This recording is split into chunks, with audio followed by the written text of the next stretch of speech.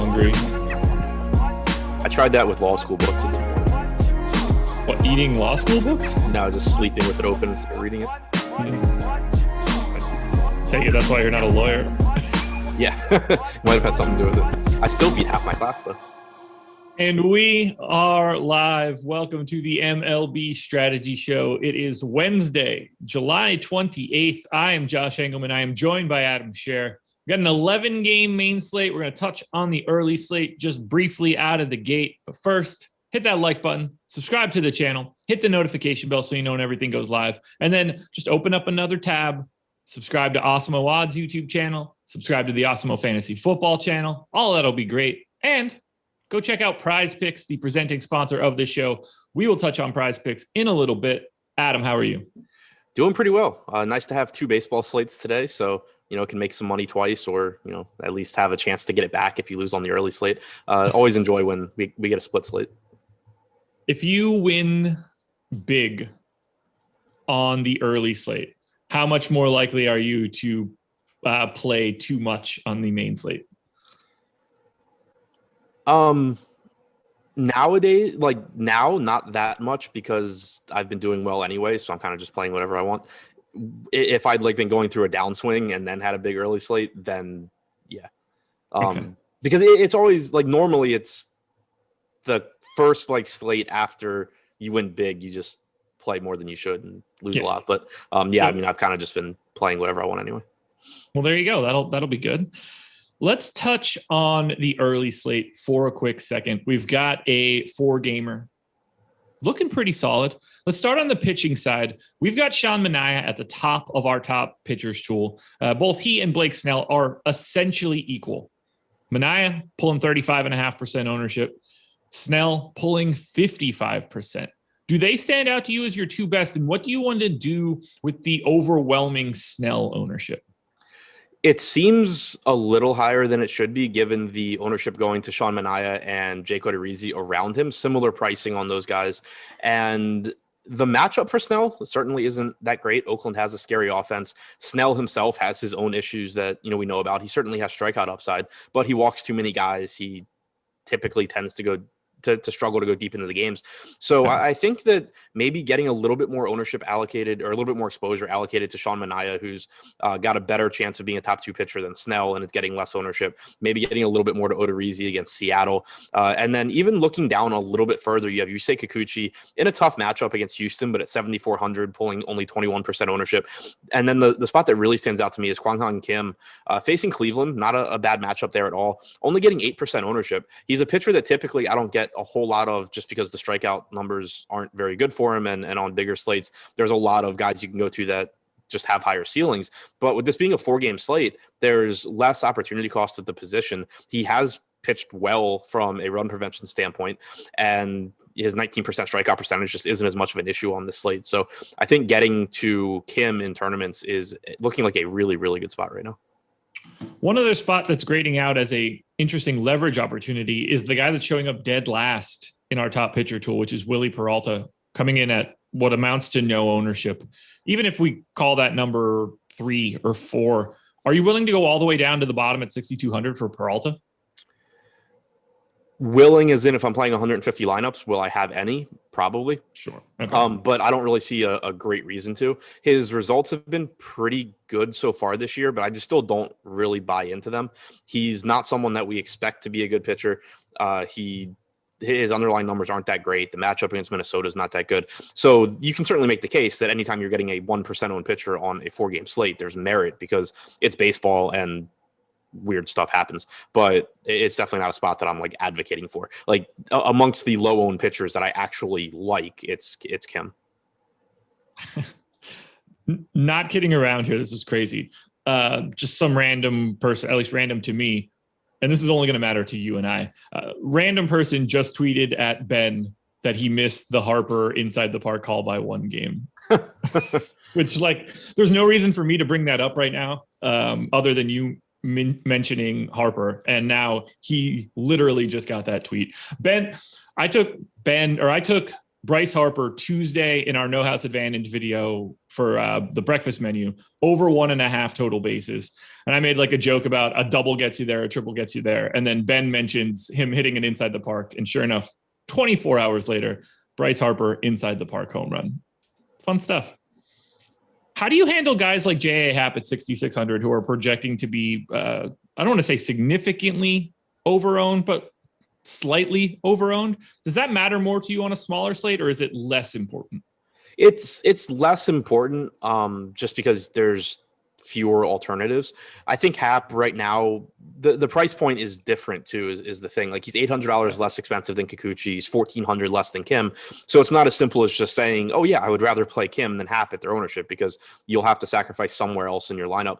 I think Hap's ownership looks okay. You know, the alternatives are Zach Plesac against St. Louis. Plesac has his own issues. St. Louis isn't a terrible offense. Plesac doesn't get a lot of strikeouts either. He has done an okay job. Actually, he really hasn't. He's allowed a 196 expected ISO to righties this year. I thought he had done an okay job limiting power there, but he has a 15% strikeout percentage, 196 expected ISO. So it's not like, for one, it's not like Hap isn't getting ownership. He's getting like, I mean, Plesac rather. Plesac's getting like half the ownership of Hap, but his top two pitcher percentage is like 60% of Haps as well. So I don't think it's a spot that you really need to work too hard to get away from. Most likely, if I get away from Hap, it would just be going to pitchers that are more expensive. But typically, I'll just end up around the field in spots like that. Final question for the pitchers for the early slate.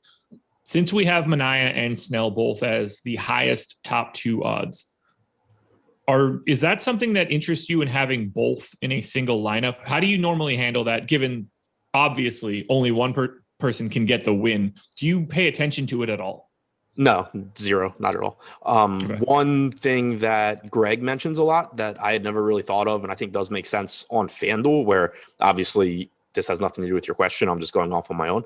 But on FanDuel, in a spot like this, like, hypothetically, if you were getting a ton of ownership going to Sean Manaea and not much going to Blake Snell, you actually do get some negative correlation with the field by going to the lower owned pitcher against the popular pitcher, because wins are just more important on FanDuel. And obviously, if the lower owned guy picks one up, the more expensive guy isn't. But outside of that, which I just think is an interesting point that I've heard Greg make a couple of times, I don't really pay attention to it on DraftKings on the two pitcher site, because it's just really difficult, one, to predict wins anyway. There's just so many games where your pitcher can pitch relatively well, his team wins, but he still doesn't get the win. And the win points on DraftKings just aren't quite as important because strikeouts are weighted more relative to FanDuel. So it's just not something that, it lowers it negatively correlates a little bit and it lowers your ceiling somewhat, but it's not by enough that I bother with it. Would you remove the pitcher win as a category? Would you replace it with just simply the win for the game?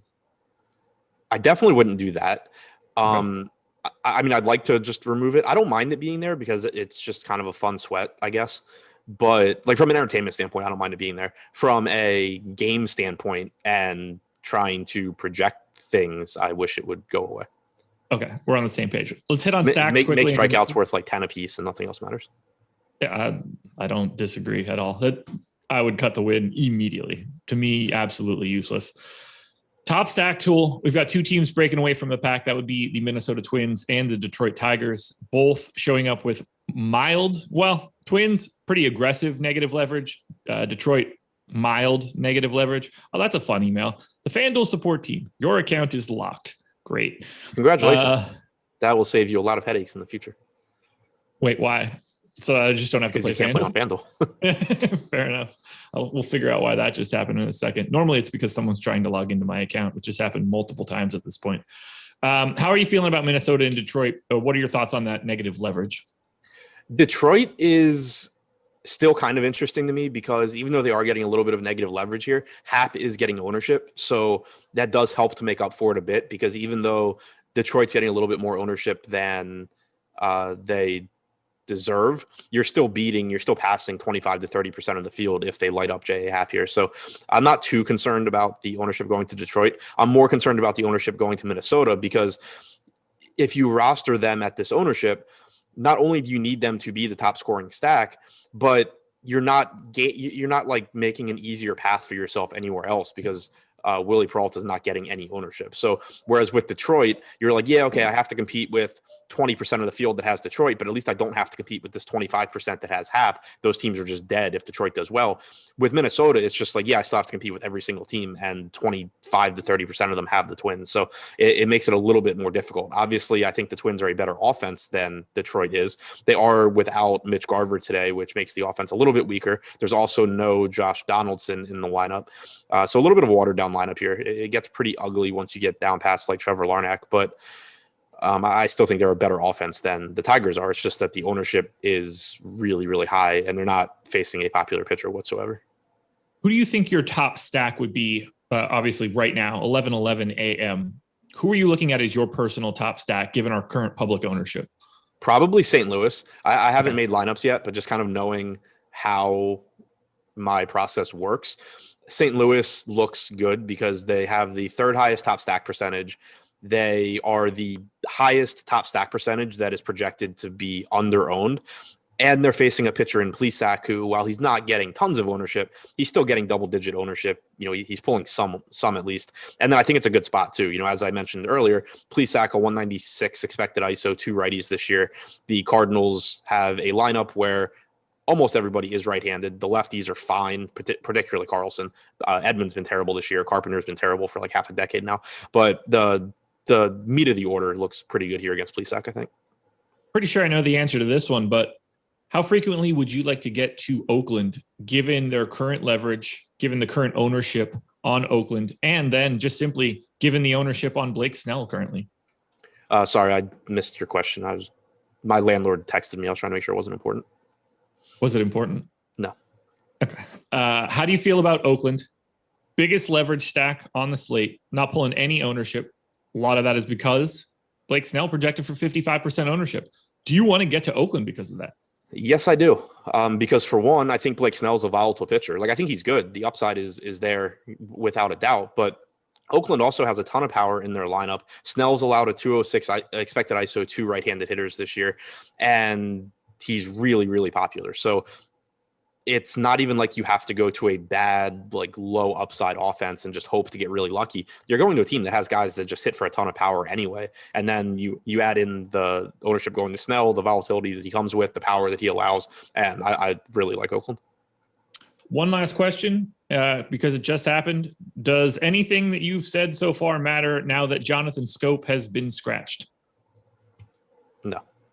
Okay. Didn't think so. I mean, it makes the Tigers offense worse. Yeah, for sure.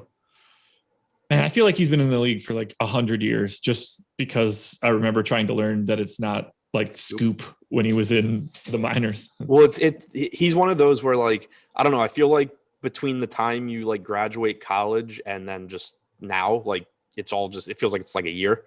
Yeah. But it's like, I remember like when Scope and Machado were in the minor leagues together, and it was just like, oh, well, Scope had to move off of shortstop so that Machado could play short. And then now it's just like, oh yeah, Scope's on the Tigers, Machado's on the Padres. They haven't been on the Orioles in like 4 years.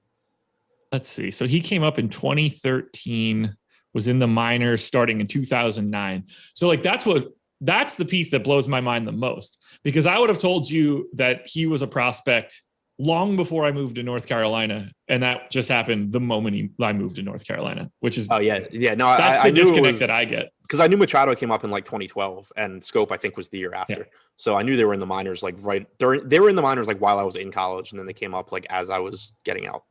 That first like 2 or 3 year stretch when I moved down here is just been fully erased from my brain. It's just way, way, way too much drinking, and I can't remember anything that happened. Maybe that's why the years from 23 to 80, or from the middle of college until now, feel like yesterday.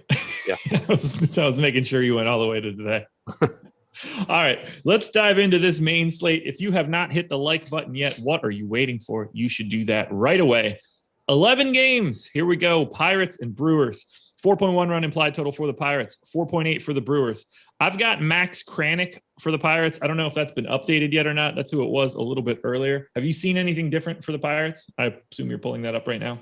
Yeah, I'm pulling up now. I don't see anything different. I'm pulling up the DraftKings page now to see what they have.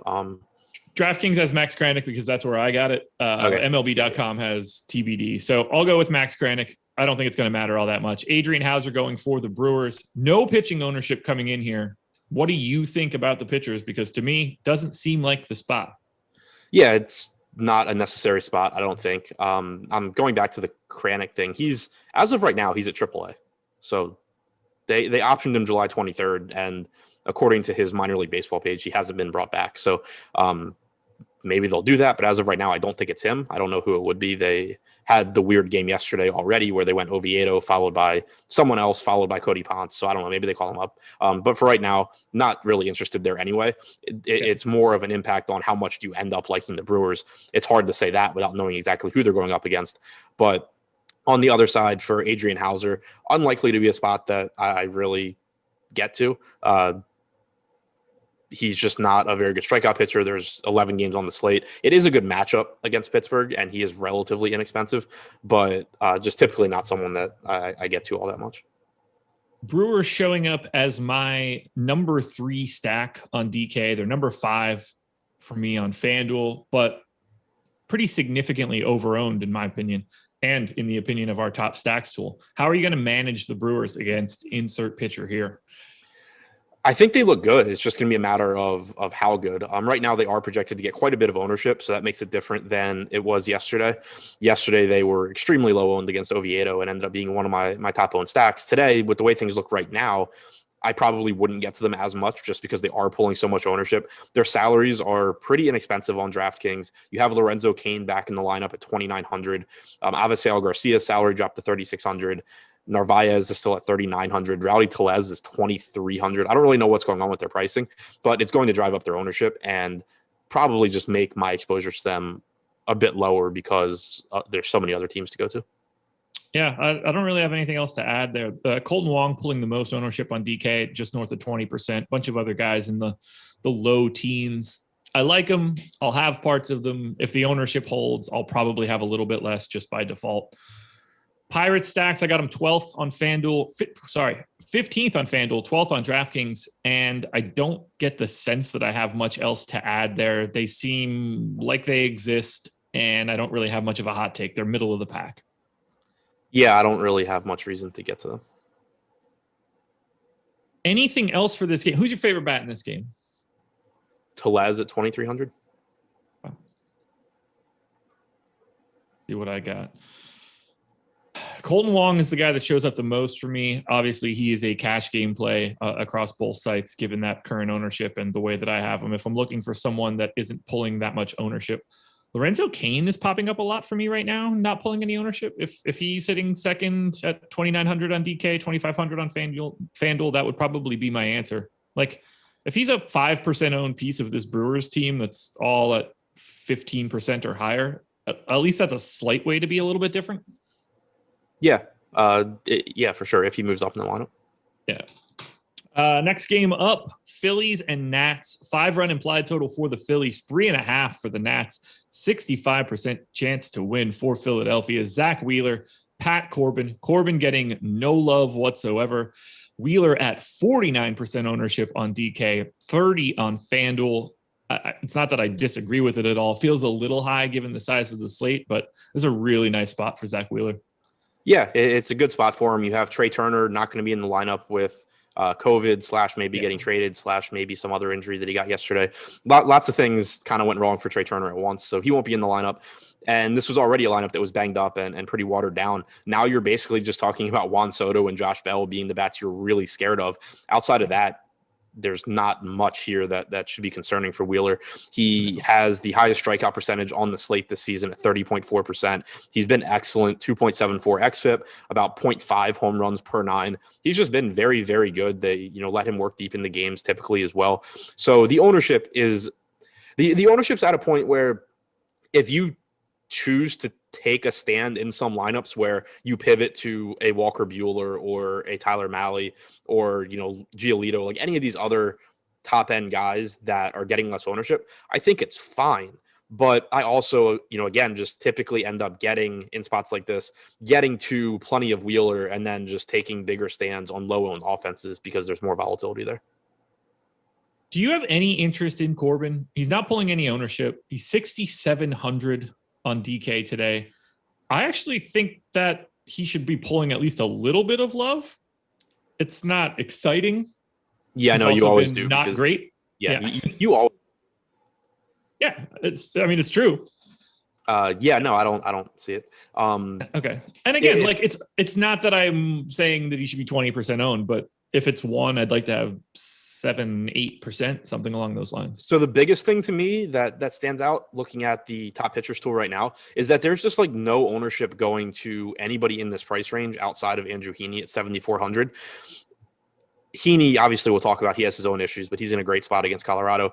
It kind of just tells me that hitter pricing is pretty cheap across the board on this slate because almost all of the pitcher ownership, with the exception of Heaney, is just going to guys that are like 8,500 plus. So It makes me think that you don't really need to go down there.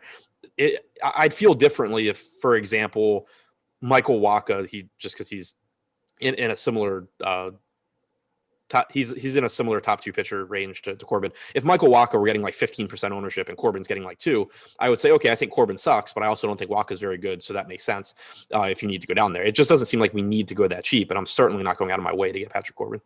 Okay. Well, let's talk a little bit about the Phillies bats, where we have them at 1, 2, 3, 4, 5, 6, 7, 8, 9, 10. We need a rank here. 9th, 10th, something in that neighborhood in our top stacks tool right now. I have them 5th on DK, 3rd on FanDuel. I do think that they are like just slightly overowned on DK. I don't think that they're overowned on FanDuel. If no one is interested in going to Pat Corbin and the Phillies have a 5-run implied total, 3rd highest on the slate that I see right now, I kind of like the Phillies a bit here. Yeah, I'm a little surprised how low we have them in the top stack tool right now, because I do think that it's a good spot against Corbin. He's only struck out 16% of right-handed hitters this year. He's allowed a 206 expected ISO to righties, and now he's running into Gene Segura, Real Muto, McCutchen, Hoskins, in Philadelphia, park that favors hitters. And then while Corbin has been much better against lefties, it's not like Bryce Harper is your average lefty. So it's still another dangerous bat that he's going to have to contend with. The bottom of the order isn't the best. You have Alec Boehm, who hasn't really put it together at the major league level yet. Herrera's a lefty, and then you have the pitcher. But the 1 through 5 for the Phillies is pretty dangerous here. Kind of surprised that they don't have a higher top stack percentage, because I do like the matchup here against Corbin. They're a bit higher, relatively speaking, on the FanDuel side, and I think that makes some sense. That is where I actually like them. I think they are under-owned on FanDuel. So if you're playing on both sites, maybe lean to get them a little bit more on FanDuel instead of the DraftKings spot, because they are pulling some ownership. Real Muto at 20, though, it's not like you're surprised by one of the best hitting catchers in baseball being at the top of the ownership heap. So the other question would be, do you get Nat stacks on the opposite side of Zach Wheeler? And I'm quite certain the answer is no. Yeah, I just don't really see much of a reason here.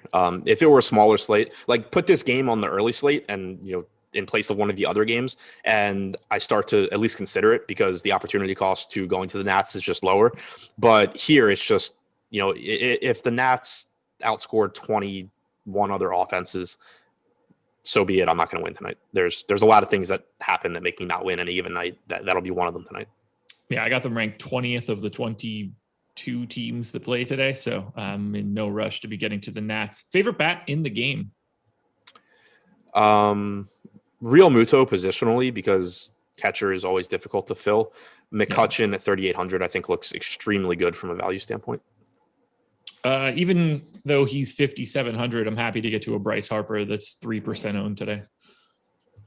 Yeah, I'm with you there. And I was going to say, from the Nats side, if you I don't want to stack the Nats, but again, Juan Soto is just really damn good. So if you happen to have a lineup that doesn't have Wheeler, feel free to play Soto. I mean, it's still giving you leverage against Wheeler without, needing all these other bums on that team to hit. Orioles and Marlins, 4.8 run implied total for the O's, 4.7 for the Marlins. Jorge Lopez and Jordan Holloway, neither guy pulling any ownership. I think you could make a very minimal case for Jorge Lopez on the DK side at 5,300 if you're looking to pay down. Do you plan on paying down for any of this pitching? My guess, based on the Corbin discussion, is no. Yeah, that's what I was going to say. Like, I think 5,300 for Jorge Lopez is perfectly fine. He's not a good pitcher by any stretch, but he's really not terrible. He has a 21% strikeout percentage this year, 4.3 xFIP. He's had power issues, 1.4 home runs per 9, but he's not a total gas can, and he should probably be in that mid 6K range. So I think Lopez is underpriced here. But going back to the Corbin conversation, I haven't made lineups yet, but just based on where we're projecting ownership to go, it doesn't seem like he really needs cheap pitching, and right. I'm not going to actively target Jorge Lopez if I don't have to. Sure, makes a ton of sense to me.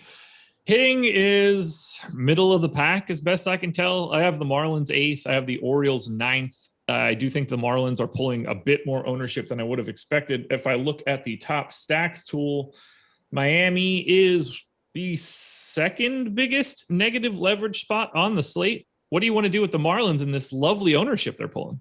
Yeah, the ownership is the issue here. If that comes down a bit, I'm fine going to Miami, but it kind of just seems like whenever there's a cheap team, a relatively cheap team against the Orioles, people just load up. And Lopez really isn't as bad as most other starters on the Orioles.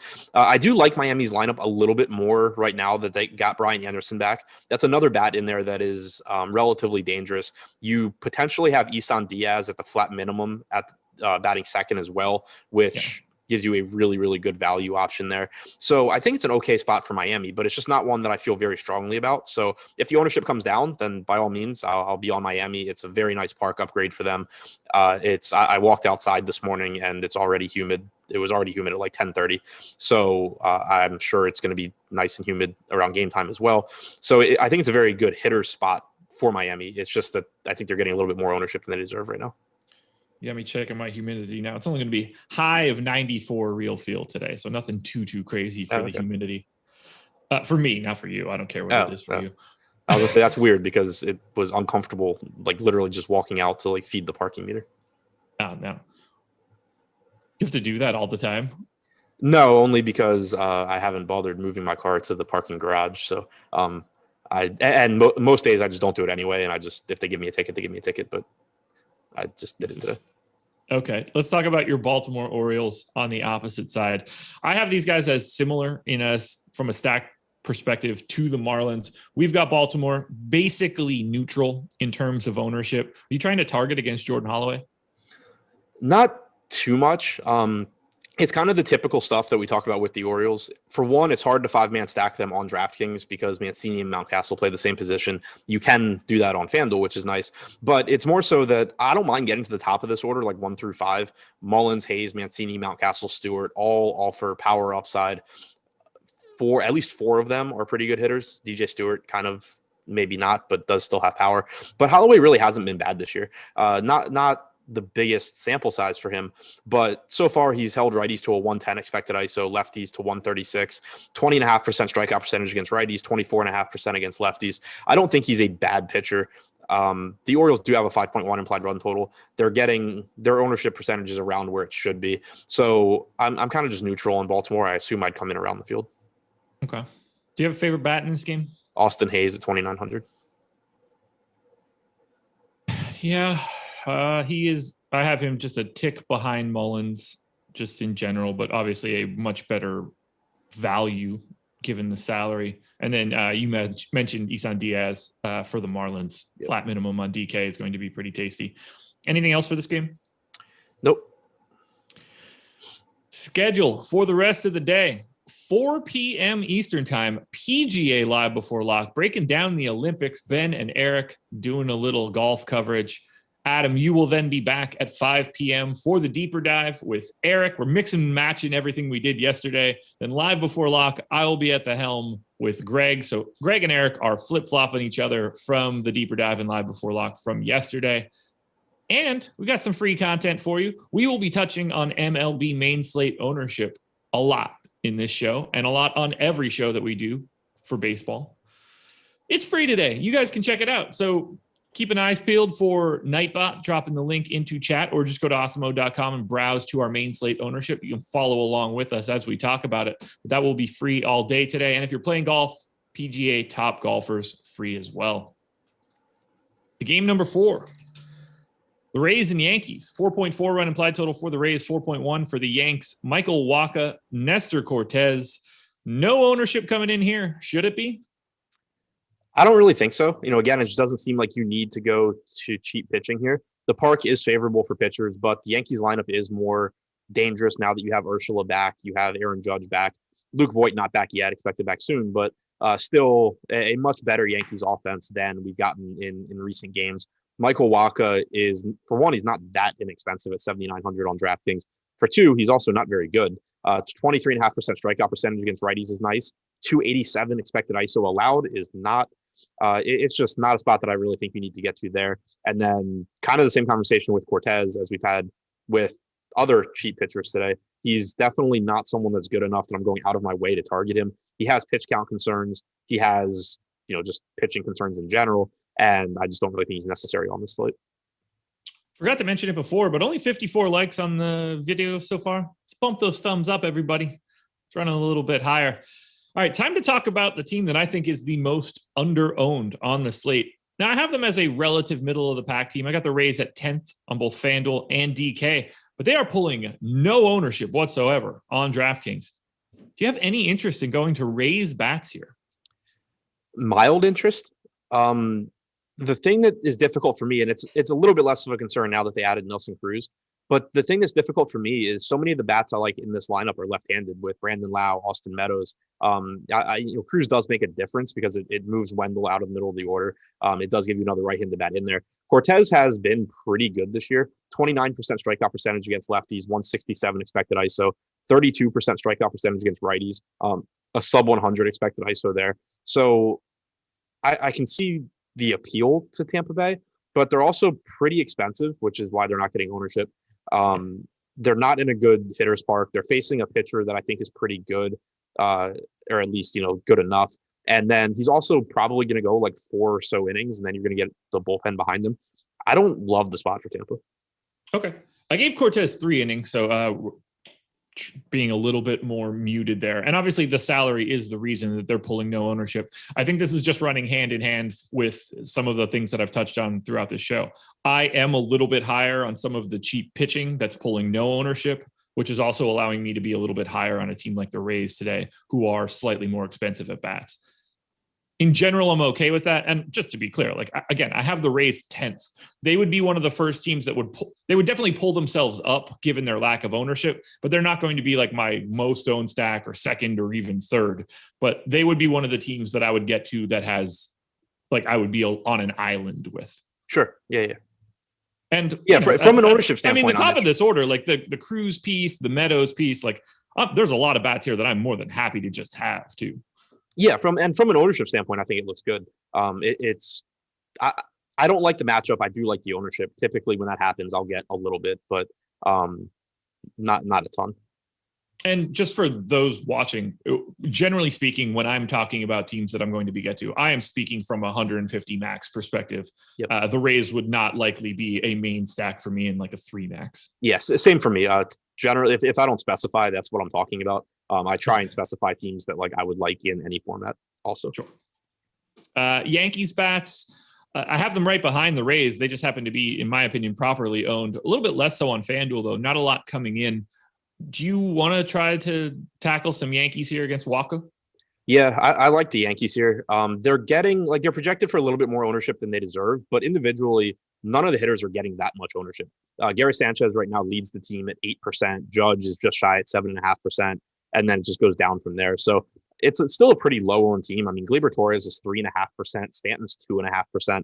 I just don't really care that much, and I do think that Michael Wacha, while he does have decent strikeout stuff, as I mentioned before, 23.5% strikeout percentage against righties, he's allowed a 287 expected ISO to them this year, a 285 actual ISO.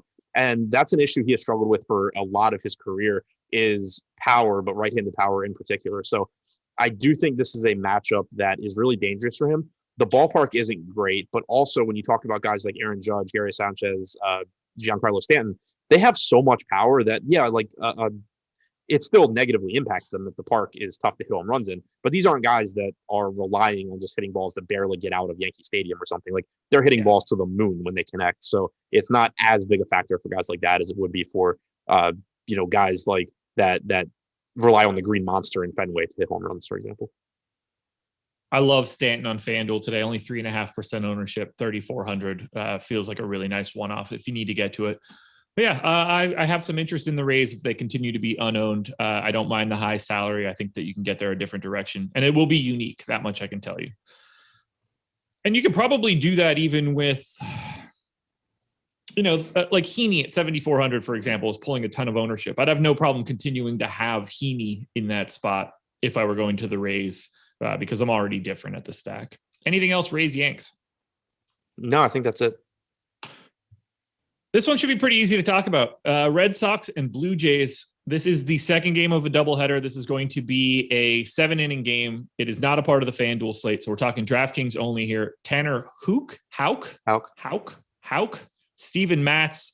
I think both guys are probably like 5%ers or so, at least the way that I have it. Houck pulling 4% ownership. Do you get to pitching here? Does it become more interesting to you because the game is slightly shorter? Anything like that? Yeah, it does become more interesting to me because the game's slightly shorter. It just gives you a little bit higher ceiling because the chances of a pitcher throwing a complete game are obviously higher because pitchers go 7 innings relatively frequently. They don't go 9 innings hardly at all. So that just increases the ceiling a little bit. It's still a dangerous matchup for both pitchers, but Tanner Houck at 7,200, again, I don't really know how much you'll need to get to that price point. We don't have him in the top 2 pitchers pool right now. So I can't speak to his ownership or any of that, but I do think he's interesting at that price tag because we have him at 4%, by the way. Oh, I guess I need to update. And I got logged out. Okay, whatever. The price tag for Tanner Houck, I think, is good given his skill set. He's he's according to Fangraphs, is Boston's number 8 pitching prospect. But in 6 starts at AAA this year, he struck out 28.9% of hitters. In 5 appearances, 3 starts, 18 total innings so far in the majors, he struck out 31.1% of hitters. The stuff looks good for him. The salary is reasonable. He threw 87 pitches on July 22nd against the Yankees. That was his last appearance. I do think he's got a pretty high ceiling here. It is a scary matchup, though. Yeah, I have him showing up in 7% of lineup, so I don't really mind getting there. The bigger question then, and we just had, I think it was the Blue Jays. Yeah, the Blue Jays lineup just came out, but that's for the first game, probably 2:00 game. So don't think that you saw that and something changed if we're talking about anything. I don't expect to get to offense. Yeah, I don't either because you're just losing 2 to 3 innings depending on what the score is and which team we're talking about. Okay. Both pitchers are also, I think, decent. Just talked about Houck, I think is pretty good. Steven Matz is pretty questionable, but he's not, a total gas can. He's not somebody that I'm looking and saying, yeah, man, I think the Red Sox get it done in 5 innings. It doesn't even matter. I don't need those extra bats. So just not overly interested. I mean, I could see taking like one-offs from Boston, just trying to get a home run off of Matz from like JD or a really cheap Renfroe or something. But I don't anticipate really getting to either offense in any sort of meaningful way. No, none of these teams popped up when I ran my stuff. I mean, you're losing north of 20% of all output from a hitter, so it becomes pretty difficult. That's all I got. I bet like a 7-inning Coors game or like a 7-inning Wrigley win game can bring you back into being like a middle of the pack stack. Yeah, it's also a big. I think it's really heavily impacted, at least in my opinion, by slate size.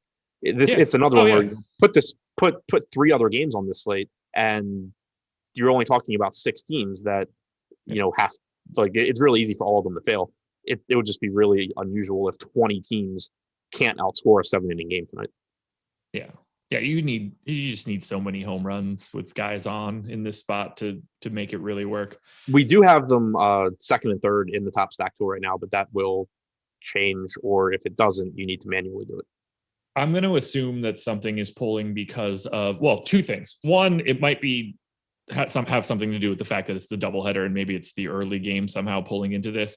But 2, when I first tried to pull lines for this game, the total was 11. And I was like, there is no chance that this, I was getting ready to snap bet it. I was getting ready to message everyone I knew, just take the under here. They're not even playing, even in 9 innings, that felt high. Well, we also have the disclaimer that it was 8.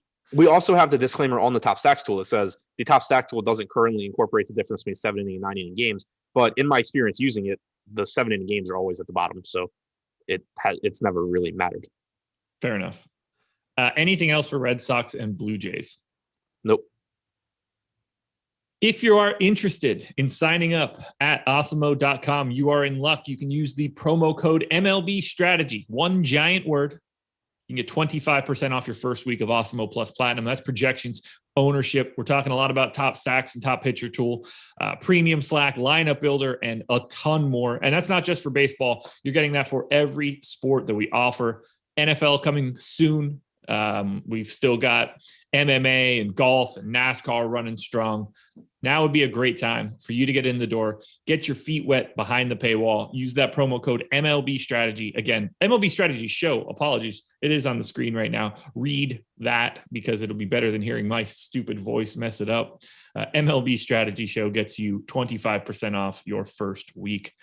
Let's move on down to game number 6. Mets and Braves.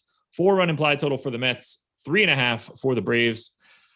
Tyler McGill, Max Fried pulling 21% ownership on DK, 8% on FanDuel. McGill is at 12% and 4% respectively. I see these guys more similarly than the ownership is showing it.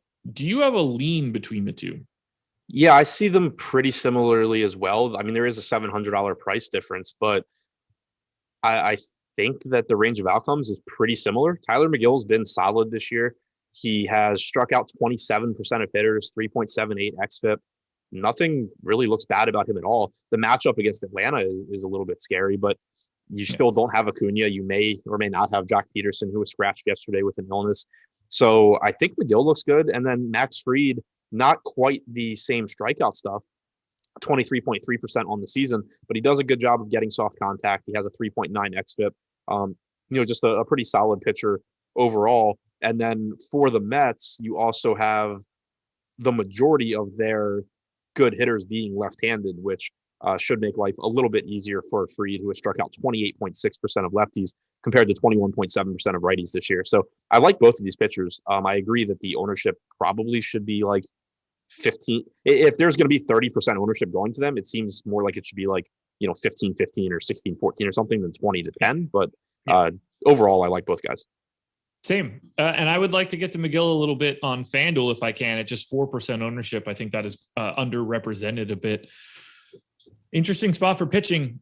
Probably not an interesting spot for hitting, given these implied totals. I don't have any real interest in stacking up either the Mets or the Braves. Do you? No, I don't either. Neither pitcher has really given up much power this year. Even though Fried has the lower strikeout percentage to righties, he still held them to a 152 expected ISO. Obviously, if Pete Alonso finds his way into some lineups, that's fine. He has a lot of power. The upside is still there, but just not a pitcher that I really want to target against. And then on the other side, Tyler McGill, not the biggest sample size, between 250 or around 232 pitches to lefties this year, 293 to righties, 0.036 expected ISO to righties, 120 expected ISO to lefties. He's allowed a 227 actual ISO to lefties, but appears that he's gotten extremely unlucky there so far. So, again, if you end up with like some Freddie Freeman or really cheap Ozzie Albies, that's fine. But I don't think this sets up very well for offenses. Likewise. On to Rangers and Diamondbacks. This is a coin flip game, 4.5 on both sides. Jordan Lyles, Madison Bumgarner. No ownership really coming in here. Bumgarner's pulling like 2%. Do you have interest in Lyles or Bumgarner? Probably no to Bumgarner if I had to guess. Yeah, I mean it's kind of a similar answer to both. Like, I think that they're getting less ownership than they deserve, but I also doubt that I really get to them. Yeah. Like, for example, Madison Bumgarner has a 10% chance, 9.5% chance of being a top 2 pitcher. He's getting a little below 3% ownership. You certainly could come in a little bit overweight there, but it's just not a spot that stands out as strong enough where I would expect to prioritize it. Same can be said for Lyles, 6% chance of being a top 2 pitcher, 1% ownership, but also just a price point that I kind of doubt we're going to need to get to. And then neither pitcher does a whole lot on their own to inspire confidence. It's more so that neither of these offenses are particularly good. Lyles for the season has struck out 18% of hitters. Bumgarner comes in with a 22.8% strikeout percentage. He's also allowed 1.4 home runs per 9. Lyles has allowed 2.1 home runs per 9. It's not a spot where I'm looking to get to either pitcher. I do think they're a little bit under-owned, but I just think that in the context of an entire lineup, I'm probably going to find ways to go that don't really use these guys too often. I would like to get to some bats here, in particular, the Diamondbacks side of this one. I have them ranked 6th. We have them slightly over-owned in the top stack tool, but a lot of that is skewed by the fact that Cole Calhoun is projected for 17% ownership and everybody else is at 7% or below. I think this is one of the better leverage opportunities you're going to find today. I've got them tied with actually a couple teams that are going to be showing up in the near future in this show. But sign me up for some Arizona Diamondbacks today. Yeah, I'm there with you. Cole Calhoun, I think, looks really good. The ownership is going to be high as well. But Lyles has just given up power to both sides of the plate this year. 206 expected ISO to righties, 201 to lefties. Calhoun has power. Christian Walker has power. Eduardo Escobar is insanely expensive, but he makes sense, especially in a stacking in an Arizona stack, because that price tag will make it a little bit more difficult for people to get to him than it will to get to guys like Asdrubal Cabrera and pretty much the entire rest of this lineup. David Peralta has been absolutely awful over the last year and a half or so, but again, he's cheap. Lyles is also bad. Calhoun, Escobar, Walker are the ones that really stand out to me, and then I'm fine with just filling out your stack with whatever shows up. Sometimes I wonder what gets heard. Eric Johnson, chalk D-backs. Oh no, yeah, they're not chalk. Well, that's like if you scroll up a little bit above that, someone said something about wanting to roster Willie Peralta on the early slate because everybody's on Kim, when the literal analysis on Kim was nobody's on Kim. Yeah. Arizona is at best middle of the pack for ownership today. So craziness to me. Yeah, I like them a lot. I've got Van Meter projected to lead off at a 3.5% ownership spot. It shows up significantly higher for me. Love getting people at the top of the order. That should be no surprise. Maximize those plate appearances. Yeah, I expect the Diamondbacks to be a team that I take a stand on later tonight. Yeah, Rangers? I'm with you. Yeah. Rangers? No, sorry, go ahead. No. Just Adolis Garcia and Joey Gallo are pulling 15-ish% ownership on FanDuel. That's driving them up a little bit. I don't really like them on FanDuel. I'd be slightly more likely to get to them on DK, but if I'm taking anything here, it's the D-backs. Yeah, I like the D-backs more. Like, I don't think Bumgarner is good, but I think he's better than Jordan Lyles is. And the Rangers lineup is a little bit more difficult to point to where exactly you would like to go, because while you can play Joey Gallo against anybody because of the power, it is a more difficult matchup for him, lefty-lefty. Bumgarner has struck out almost 28% of lefties this year. He's only allowed a 140 expected ISO compared to righties where he struck out 22% with a 194 expected ISO. Gallo still has power. He's got a 291 expected ISO against lefties since 2019. That's not the issue. It's just that Bumgarner's strikeout stuff plays up against lefties as you would expect, and he's just overall better as you would expect. So it does downgrade Gallo a little bit. Same for Nate Lowe. Adolis Garcia stands out, I think, at 4,100. He does have big-time power, and Bumgarner has struggled a bit more against right-handed power. Jonah Heim at 2K flat, I think, looks pretty good also, just because he is a catcher. He is a switch hitter. Not a ton of power, not a huge sample size either. But I think Garcia individually is my favorite hitter from Texas. If you want to stack and include, Gallo, Heim, Lowe, and then just hope that they get Bumgarner out of there early, I think that's fine. But I'm more interested in the Arizona side. Different sport. Don't know if you care about this or not. A Pat Mahomes 1-of-1 rookie autograph card just sold for $4.3 million. Man, somebody's a big fan of Twins relief pitchers.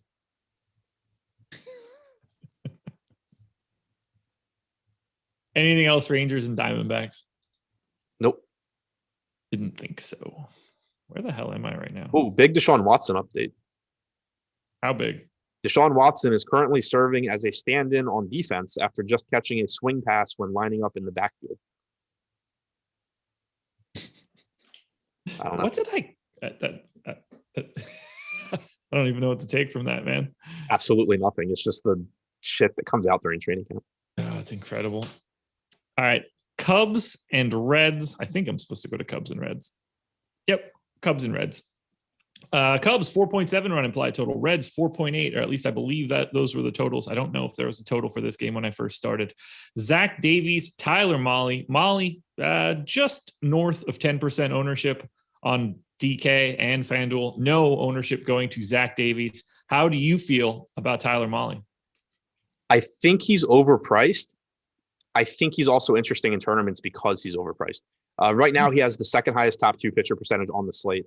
I think that's a little high. Like, I personally think Buehler should be higher, but that's splitting hairs. The point here is that in this price range of the pitchers above 10K on DraftKings, Wheeler's pulling about 49% ownership. Bueller's pulling 25. Malley's pulling 13. I think Tyler Mahle is clearly the worst pitcher of the three. I think that it's not necessarily the worst spot of the three, or it's not the worst spot of the three, but it's, it is Wrigley. The wind appears to be blowing out somewhat, not to the extent that it was last night. But Mahle still has a 29% strikeout percentage this year, second highest on the or third highest if you're counting Tanner Houck, behind Houck and Zach Wheeler. So the strikeout stuff is there. The issue with Mahle is that he gives up power, he walks guys, he's pretty volatile. He is just a risky option, but I am interested in tournaments just given the ceiling that he has and the lack of ownership compared to the other top end pitchers.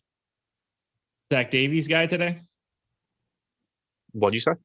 He is Zach Davies guy today? I don't think I'm ever a Zach Davies guy. Nor should you be. In terms of top stacks, bats are going to rule the roost here. I have the Reds fourth on both DK and FanDuel. I also find them to be slightly to more than slightly overowned.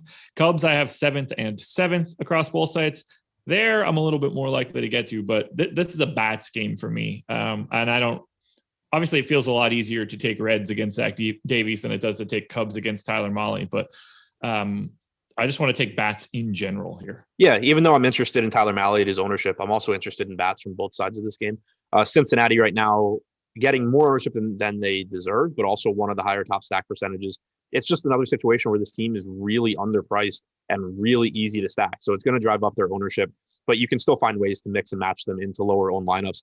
Joey Votto, absolutely on fire right now. Has homered in 4 straight games, hit 2 yesterday. Not that that's a reason to play him tonight and expect him to be better than normal, but he's also just a good play in general. He's a good hitter. He's 4,300, favorable hitting conditions, it looks like. And Davies, not a very good pitcher. Jesse Winker still underpriced at 4,500. Tyler Naquin potentially batting cleanup at 2,900 is insane.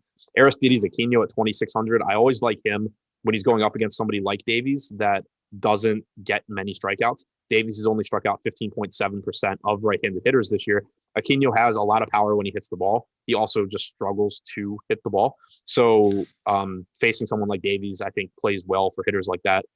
There's going to be ownership here, but as long as you're mixing them into lower owned lineups, I think the Reds look good. On the other side, less ownership going to the Cubs, a more difficult matchup against Mahle, but this is still someone that puts guys on base. He has almost a 10% walk percentage. He allows well over a home run per 9 innings. And the Cubs do have power in their lineup, depending, of course, on what lineup we get. There is the potential for them to trade guys between now and lock. Javi Baez out of yesterday's game, so we don't know if he'll be back. But assuming we get a normal lineup from them, Mally's allowed a 189 expected ISO to righties this year, sub 100 to lefties. But looking at this lineup, you obviously still can go to Anthony Rizzo. And then from the right side, you have Bryant, potentially Baez, Contreras, Wisdom. All these guys have power, and Mahle will give up home runs. So I do like the bats here, even though I have interest in Mahle in tournaments as well. Yeah, this might be one of the games where I have more hitting, like the most hitting in the aggregate. Yeah, that wouldn't surprise me at all. Looking at everything I have here, that would be my expectation. Favorite bat in this game for me, probably Naquin, just because of that $2,900 price and 6.5% ownership number. Do you have a guy that stands out most to you? I'm with you on Naquin. I think the salary is just really, really good there. It's tough though, because I think Winker and Votto are similarly underpriced, even though they're obviously in raw terms they're more expensive, but they're also just better. On the other side, from the Cubs, I do really like the $4,600 Chris Bryant against Tyler Mahle. Okay. Any other thoughts? Cubs and Reds? No, it just looks like a game that has a lot of boom bust potential on most sides of it. Zach Davies being the excluded side. Time to give a shout out to PrizePicks as you guys hit that thumbs up. But whether you're looking to make 2, 3, 4, even 5 picks on PrizePicks, you have the opportunity to get up to 10x your money on that 5-player pick.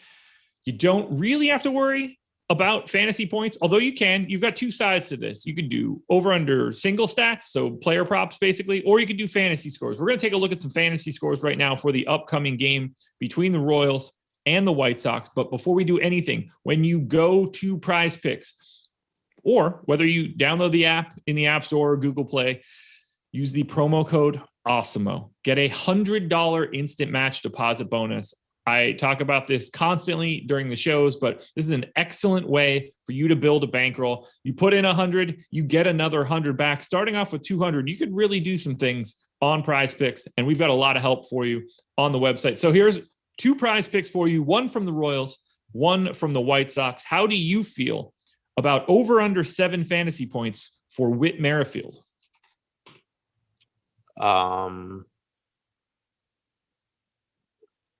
Over. Okay. I got him at 7.5 right now, so it's pretty close. Might not be the guy that I'm going to.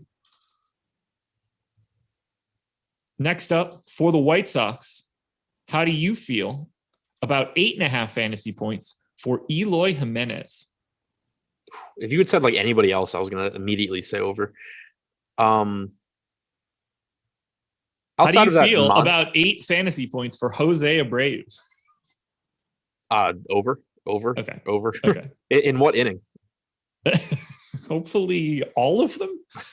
It would be a very difficult game if you had to pick the inning. Yeah, but they should offer a boost where, like, if Abreu, you can just bet like Jose Abreu over 8 points in the first inning plus 500 or something. Just goes yard immediately. Yeah. Well, there you go, guys. 2 picks for you, 4 PrizePicks. Again, use the promo code Awesemo. Get $100 instant match deposit bonus. Don't pass up on that free money. It's a great way to build the lineups. Now, let's dive into the Royals and the White Sox. 4.3 run implied total for the Royals, 5.6 for the Sox. It's Chris Bubic. It's Luke Giolito. Giolito pulling 20% ownership on DraftKings, 13% on FanDuel, which I think he is not pulling nearly enough of. Bubic, 2% on DraftKings. I don't find him to be all that interesting in this spot. How are you managing Luke Giolito today, given everything that exists at the top of the salary tier on DraftKings? Kind of similar to how I felt about Tyler Mahle. I don't think Giolito is as good as Buehler or Wheeler. I do think he's probably better than Tyler Mahle, but he's just not getting quite as much ownership either, especially compared to Wheeler. Giolito is getting like 40% of the ownership that Wheeler is getting. He's getting 80% of the ownership Buehler's getting. It's certainly somebody that you can just go to for a little bit of an ownership discount. The upside's still there for him. Kansas City is not a particularly good offense. They have enough power hitters that, if Giolito's not on top of his game, they'll take advantage, but that's most teams in the major leagues. Assuming Giolito has some semblance of his normal stuff, he should have the advantage here. It does look like it's supposed to be like 95 degrees in Kansas City. So that's something that is probably driving up the total on this game. It's probably a big reason Kansas City has a 4.5 implied run total here against Giolito. But, he does still, when you're just talking range of outcomes and the potential to help you win a tournament, Giolito still has a 28.2% strikeout percentage this year. He's a good pitcher. He has had some power issues, but does still have the upside to give you a very good game here. So I'm interested at around 20% ownership. Time to talk about our top stack of the day. That would be the Chicago White Sox. However, they are showing up pretty significantly overowned. In my personal data, I have them second overall and the most overowned team that I can find. But the way that their ownership is coming in is unique. Tim Anderson at the top, 22%. Gavin Sheets projected in the 2-hole at 3%. Abreu back up to 14. Then we drop back down to 9. Then we go all the way up to 29% owned Eloy Jimenez. We drop all the way down to 2% owned for Brian Goodwin. Then we jump all the way back up to the 20s again for Andrew Vaughn. How do you want to manage this White Sox team that's clearly pulling a lot of ownership, but also not in certain places? I'll still get to them. I think it's such a good spot here against Chris Bubic that I would anticipate that I still get to the White Sox. It's just you want not only to pay attention to the aggregate team ownership, you want to pay attention to the individual ownership as well. So to what you were saying, you can full stack the White Sox and just be using the guys that are lower owned. I don't like the spot as much for Gavin Sheets as I do for Andrew Vaughn, obviously, but nobody does. And the ownership gap is huge, and it's baseball, and there's just a lot of volatility. Same goes for Goodwin if he's in there. Maybe you get Billy Hamilton. The guy can't hit, but if he gets on base, he's going to steal. So there's just still a lot of ways to go in this White Sox lineup and get a low enough owned stack that you can, you'll be fine. And then also just on these other low owned slates that we've talked about, mix in the guys that you really want to get to. Tim Anderson, Jose Abreu, Eloy Jimenez at 2,800. So I just think it's a really good spot against Bubic. He hasn't discriminated on who he gives power up to this year. 212 expected ISO to righties, 240 to lefties, 22% strikeout percentage to lefties, 18% to righties. he's one of the top pitching prospects in Kansas City's organization, but for the most part, since being called up last year, I believe it was, he's done not much to look like a major league pitcher. I'm going back to the White Sox tonight. They burned me the last 2 nights. There's no reason not to let them do it again. Yeah, I would happily get a bunch of them here. The Sheets Vaughn example that you gave was perfect. I mean, I just have Sheets as a better option in general. And he's pulling, if this is correct, 3% ownership in comparison to 21. So spot in the order might be the driver here. If we have something like that flip-flop, that would change it pretty dramatically. Yeah, Sheets is a better option than who? Vaughn. Just in terms of like ignoring ownership? Yes. Yeah. Like just if I didn't know the ownership and you said I could have one guy at 21% and one guy at 3%, I would pick Sheets before I pick Vaughn the way that I have it set up right now. Oh, okay. So knowing I would just take the 3% on guy every time. Yeah, but if I didn't know ownership, but I knew that I had to take one of these guys at 21% and one at 3%, Sheets would be the guy that I would take at 21, not knowing which one is actually that guy. Vaughn for me. Like, basically, you're just saying it in a different way. But if you just ignoring the ownership completely, you would rather have Sheets than Vaughn. Yes. Okay, yeah, I'd much rather have Vaughn. So this could be coming down to batting order. Like I have Sheets locked into 2. I have Vaughn at 7. So I think Vaughn hit second for 1. Okay. And I also just think Vaughn is better than Sheets. Like that's a dramatic difference for me then. If I move Vaughn to 2 and Sheets to, I don't know, 7, I guess in this particular case, my answer is going to be different. But I got more Sheets in my crunch projected better because of him being locked into the 2 hole right now. So that could be that could be why Sheets is at 3 and Vaughn is at 21. Flip-flopping that is probably the issue. Yeah, if this lineup comes out and Vaughn is hitting 7, he'll still pull ownership because he's cheap and a right-handed power bat, but it'll be a lot lower than if we're assuming he bats second, which I'm guessing people are. Right. Royals bats here, Salvador Perez, Whit Merrifield. I mean, both guys look pretty good. I've got them 15th on DraftKings overall. Not pulling any ownership, which is mildly interesting to me, but it feels like not the best spot. Yeah, I don't think it's the best spot. I do like the weather here. Again, I think that's really driving up the run total in this game. Giolito does walk some guys. He has given up some power this year, about 1.4 home runs per 9. 177 expected ISO to righties is what really stands out, 226 actual ISO. I don't think it's a really high probability spot. I don't anticipate getting to a lot of Kansas City, but in your larger field, top-heavy tournaments, I do think it's a decent spot to get some stacks against the 20% on Giolito because he does have that just blow-up potential where he walks a couple guys, gives up a bomb, gets out of the game relatively early. Any other thoughts, Royals and White Sox? No, I just think this is another game where, especially on the White Sox side, I like offense. On the Kansas City side, though, you do have some cheap power as well. Time to get to my favorite team for today. Angels and Rockies, 5.5 run implied total for the Angels, 4 run implied total for the Rockies. Andrew Heaney, Chichi Gonzalez, 39% ownership for Heaney on DK, 17% on FanDuel. Chichi Gonzalez pulling a crisp 0. We don't need to talk about him any further, but we do need to talk about Heaney pulling a ton of ownership at just that $7,400 price tag. I mean, it's a lot of ownership, but it's also, to me, very clearly correct. Yeah, I don't really know how to get away from it here. We've had some Andrew Heaney matchups recently where it's been like, okay, well, he could put up a monster game at a cheap price tag, but he's also facing a team that has a ton of power. That's not the case here. Andrew Heaney this year, great strikeout stuff, has had issues with power. He has struck out 31% of the right-handed hitters that he has faced. He's also allowed a 197 expected ISO to them. Overall, a 27.9% strikeout percentage this season. To put that into context, on this slate, it's behind Tanner Houck, who's pitched in 5 games, Zach Wheeler, Tyler Mahle, Lucas Giolito, and then you get to Andrew Heaney. And this guy is 7,400, whereas all those guys are like 9K or 10K plus.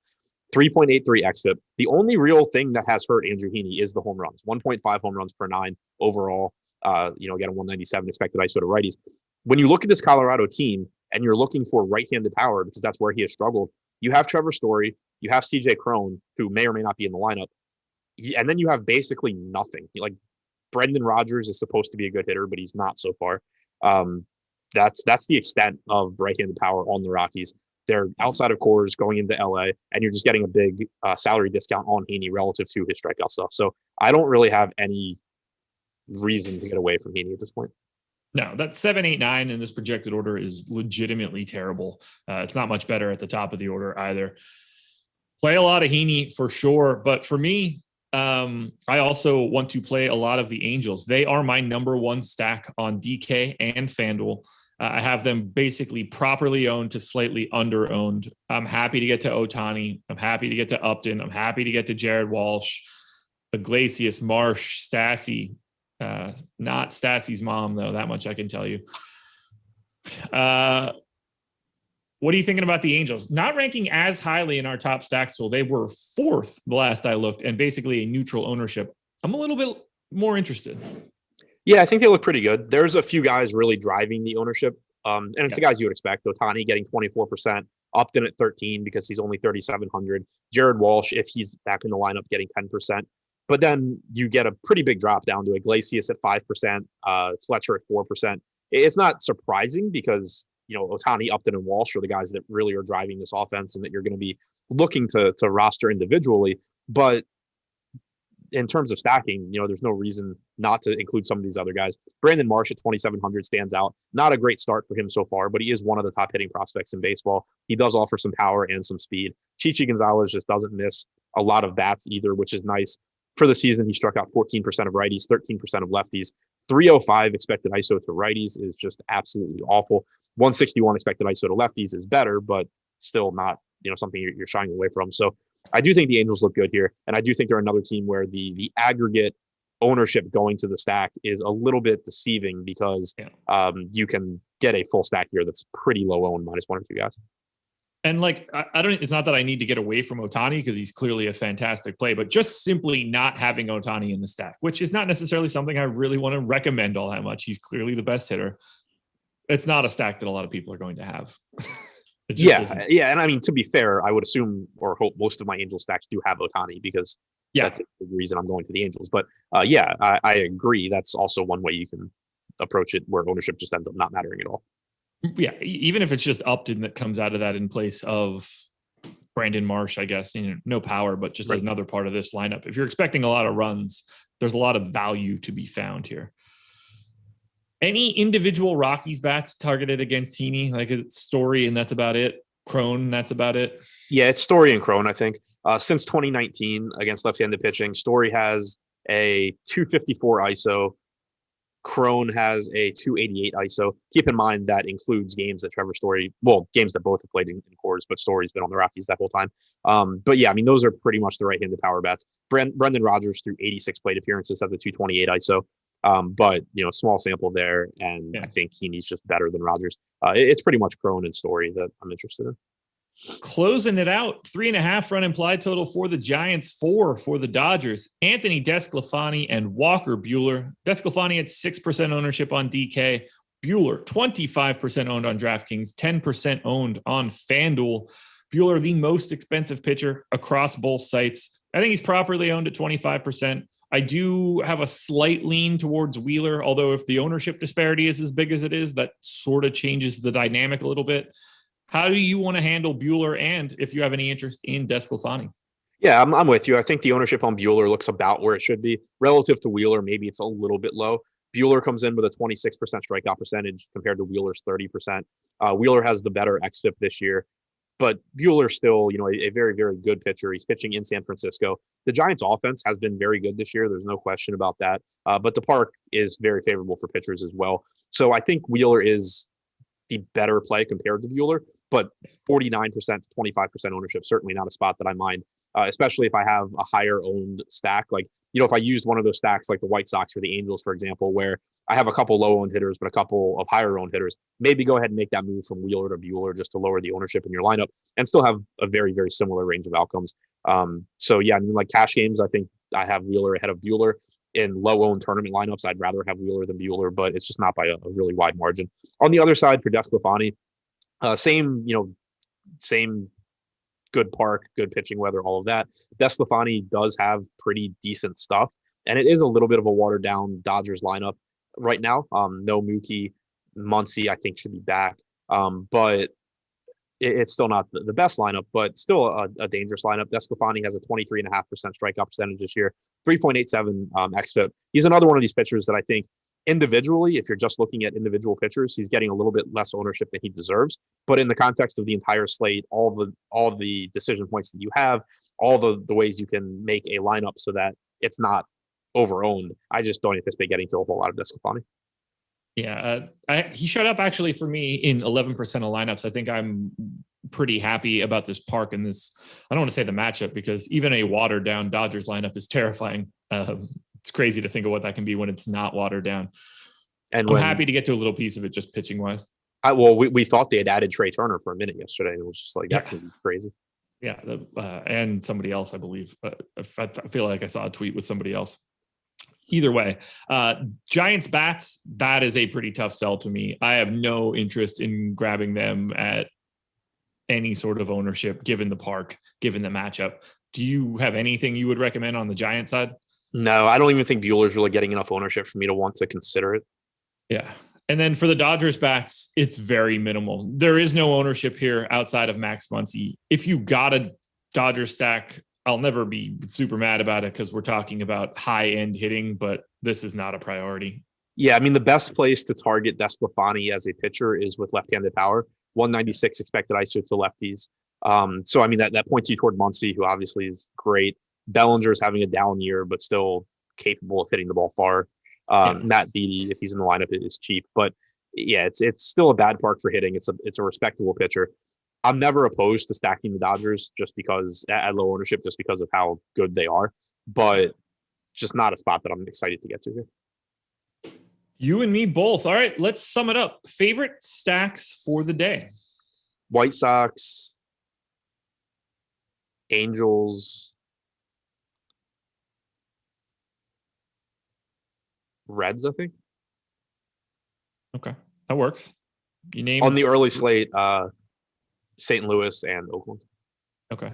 And then favorite pitchers for today? Wheeler, Heaney. As chalky as that is, I think they really stand out.